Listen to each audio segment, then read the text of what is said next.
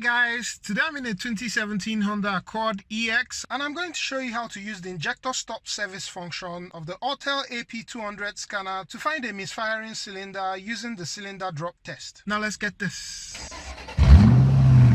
I've done an earlier video on how to do a cylinder drop test using my Autel AP200 TS, which is the bigger device, but this device here is able to do the same test. This service function is akin to an active test since the scanner commands the deactivation of cylinders and the ECU responds by following this command. Note that on some cars, this test is also known as the control selected cylinder fuel cut. You will typically need this test if you're troubleshooting like a misfire that isn't necessarily giving you a code, or if you have a random misfire P0300 where your scan tool is really not able to isolate what cylinder is misfiring. You would use this test to drop each of the cylinders. The cylinder that is misfiring would have the least effect on the vibration on the engine. When you drop a cylinder that is working well, the tone of the engine should change and it should vibrate a bit more. There are a number of causes of isolated cylinder misfires, and they include dirty, clogged, leaky or broken injector, a weak or defective ignition coil, a worn spark plug, especially for people who don't replace spark plugs as a set, and mechanical issues such as burnt exhaust valves, blown head gasket, and so on. Let me hook up the device.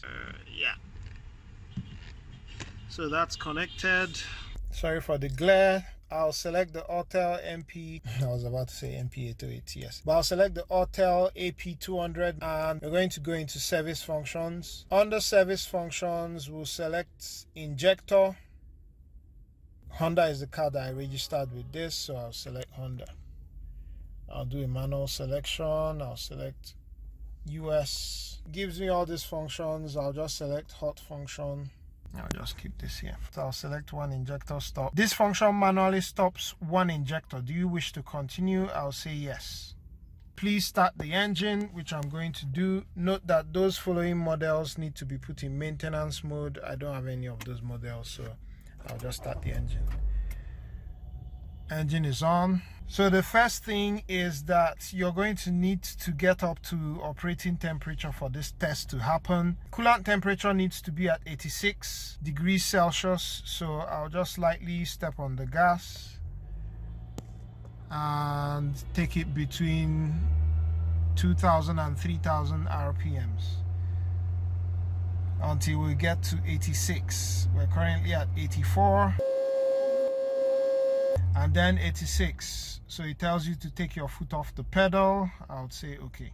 Now we're going to be dropping the cylinders one after the other. You're going to see that the car is going to vibrate a bit more, and just also listen to the tone of the engine. So let's drop cylinder 1.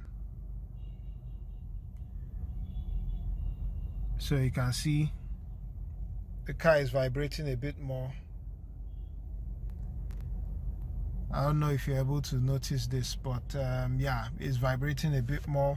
So we'll say okay, let's stop that. The car is back to normal. We'll stop the second injector. So you can also see it in the RPMs, right? It just dropped. So we'll say okay, and it comes back up again.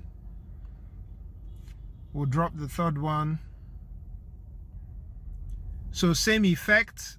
What you're really looking out for here is any cylinder that you drop and there's no noticeable effect. That's your problem cylinder.